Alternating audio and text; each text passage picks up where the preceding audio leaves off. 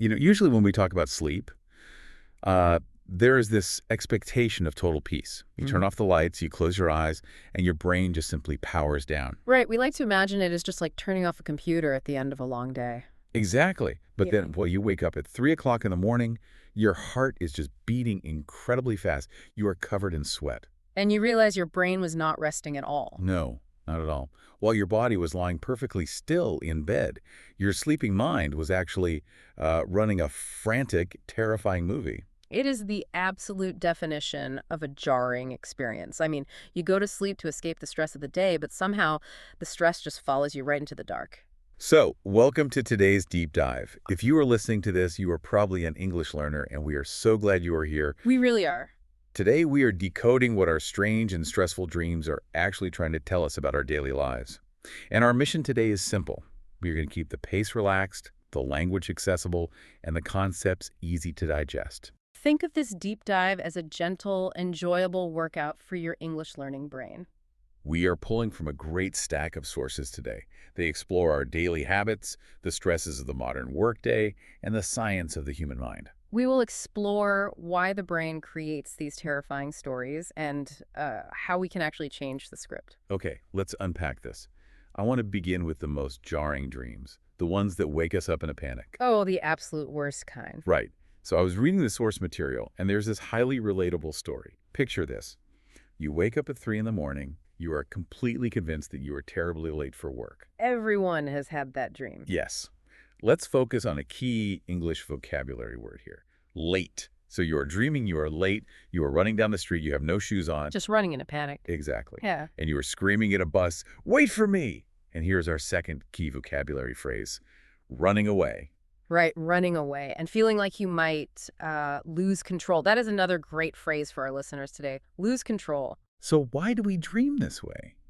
I mean, if I am just stressed about a heavy workload at my office, why do I dream that I am being chased by a terrifying monster? Well, the sources make it very clear that being chased by a monster does not mean a literal monster is coming. Right, thankfully. Yeah, thankfully. It represents running away from a real-life problem. Like you mentioned, falling from a tall building usually represents that feeling that you might lose control. Wow, okay.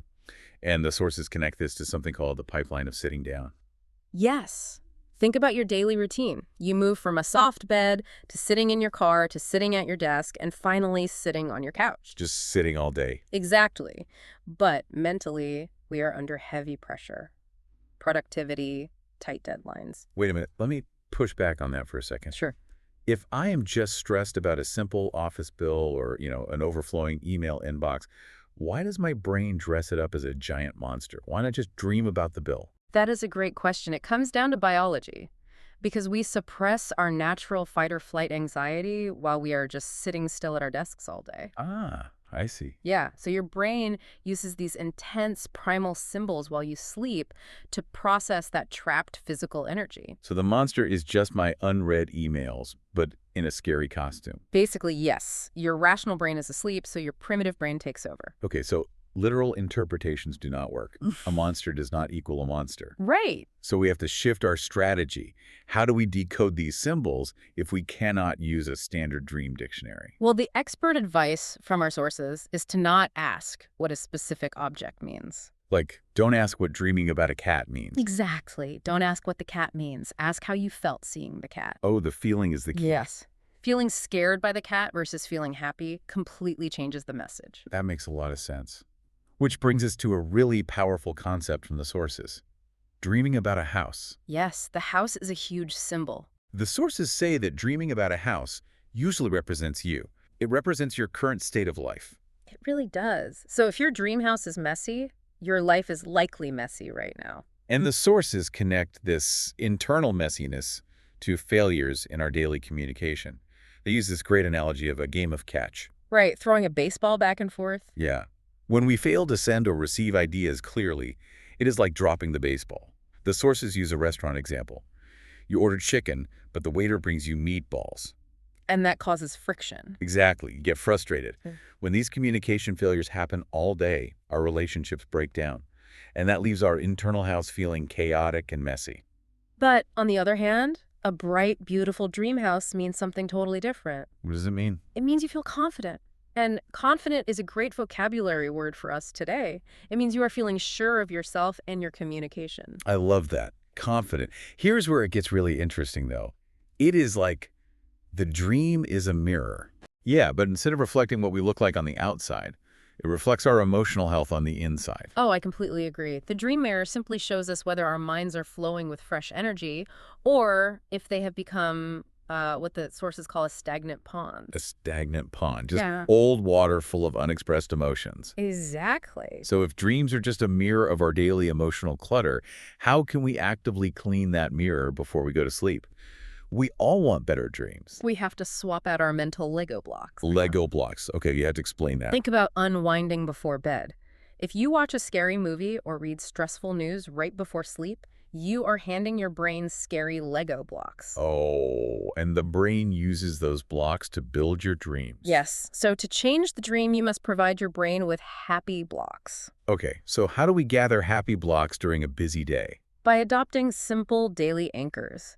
The sources give us some really accessible habits. First, just taking a 10-minute walk. Just 10 minutes. Yeah, just 10 minutes to flush out the brain's stagnant water. Get that fresh oxygen flowing. That sounds easy enough. What else? Doing a useless hobby. A useless hobby. Like The sources mentioned doing bad yoga in your living room. bad yoga. I can definitely do that. Right. It helps you escape the heavy pressure of productivity. Yeah. You are just allowing yourself to be bad at something, and that is a happy block for your brain. That is so freeing. And there's also something about digital minimalism, right? Yes. Taking a break from screens, the sources suggest simply caring for a small potted plant. Just taking care of a little plant on your desk. Exactly. Looking at nature, even a small leaf, calms the fear center of your brain. Wow. But wait, we also have to talk about the caffeine bouncer. Ah, yes. The crucial rule. This part was wild to me. The sources say you must stop drinking coffee by 3:00 p.m. You really have to. because the caffeine acts like a giant bouncer at a nightclub door inside your brain.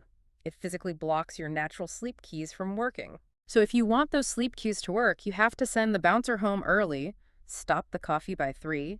So what does this all mean for us? It means if we fill our day with frantic screen time, our dreams will be frantic. Because you are giving your brain frantic Lego blocks. Right. But if we intentionally drop an anchor during the day, like a walk or bad yoga, our dreams calm down. Absolutely. And there is one final actionable piece of advice from the sources to help with this. What is it? Clear the daily clutter by writing down one thing you are grateful for right before sleep. Grateful. That is our final English vocabulary word for today. Grateful, it means feeling thankful. Right.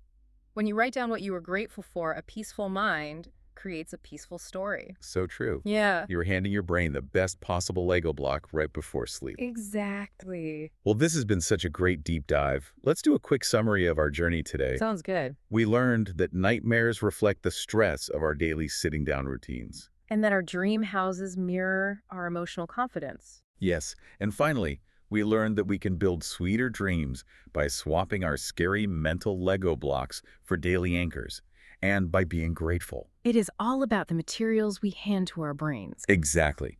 We want to congratulate you, the listener, on giving your brain a healthy English workout today. You did a great job mastering these new concepts and vocabulary words. We hope this was a safe, relaxed space for you to practice. But before we go, I want to leave you with a final provocative thought. Oh, I love these. What is the thought? Well, if our brains use the events, the media, and the emotions of our day as Lego blocks to construct our dreams, Right, the daily materials. what would happen if you completely disrupted your routine for a week? Oh, wow. Yeah? Hmm. If you intentionally fed your brain only new, unfamiliar, and beautiful experiences, what kind of entirely new, unimaginable architecture would your sleeping mind build? That is a fascinating question to think about. It really is. Something to ponder tonight when you turn off the lights. Have a great day, everyone, and sweet dreams.